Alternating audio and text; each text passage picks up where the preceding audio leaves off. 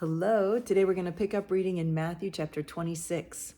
When Jesus had finished all these sayings, he said to his disciples, "You know that after 2 days the Passover is coming, and the Son of Man will be delivered up to be crucified." Then the chief priests and the elders of the people gathered in the palace of the high priest, whose name was Caiaphas, and plotted together in order to arrest Jesus by stealth and kill him. But they said, "Not during the feast, lest there be an uproar among the people." Mark chapter 14. It was now 2 days before the Passover and the feast of unleavened bread, and the chief priests and the scribes were seeking how to arrest him by stealth and kill him. For they said, "Not during the feast, lest there be an uproar from the people." Luke chapter 22. Now the feast of unleavened bread drew near, which is called the Passover, and the chief priests and the scribes were seeking how to put him to death, for they feared the people. Then Satan entered into Judas, called Iscariot, who was one of the number of the 12. He went away and conferred with the chief priests and officers how he might betray him to them. And they were glad and agreed to give him money. So he consented and sought an opportunity to betray him to them in the absence of the crowd. Matthew 26, verse 6. Now when Jesus was at Bethany in the house of Simon the leper, a woman came up to him with an alabaster flask of very expensive ointment, and she poured it on his head as he reclined at the table. And when the disciples saw it, they were indignant, saying, "Why this waste? For this could have been sold for a large sum and given to the poor." But Jesus, aware of this, said to them, "Why do you trouble the woman? For she has done a beautiful thing to me. For you always have the poor with you, but you will not always have me. In pouring this ointment on my body, she has done it to prepare me for burial.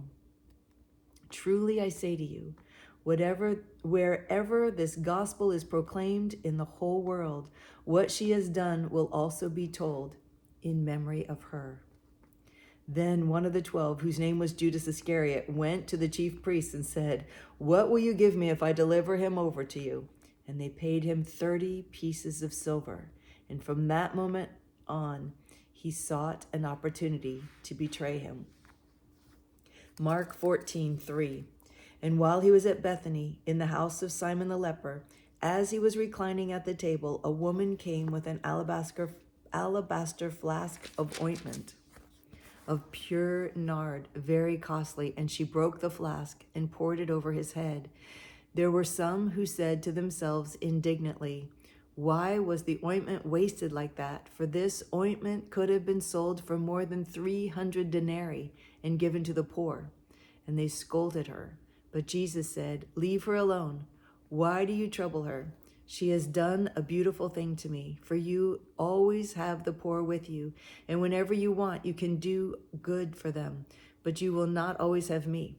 She has done what she could, and she has anointed my body beforehand for burial.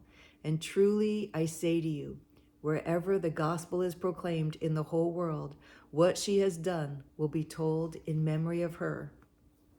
When Judas Iscariot, who was one of the 12, went to the chief priests in order to betray him to them. And when they heard it, they were glad and promised to give him money, and he sought an opportunity to betray him. John 12, verse 2. So they gave a dinner for him there. Martha served, and Lazarus was one of those reclining with him at the table. Mary therefore took a pound of expensive ointment made from pure nard and anointed the feet of Jesus and wiped his feet with her hair. The house was filled with the fragrance of the perfume. But Judas Iscariot, one of the disciples, who was about to betray him, said, "Why has this ointment not sold for 300 denarii and given to the poor?" He said this not because he cared about the poor, but because he was a thief. And having charge of the money bag, he used to help himself to what was put into it. Jesus said, "Leave her alone, so that she may keep it for the day of my burial. For the poor you always will have with you, but you do not always have me." Wow. Wow, wow.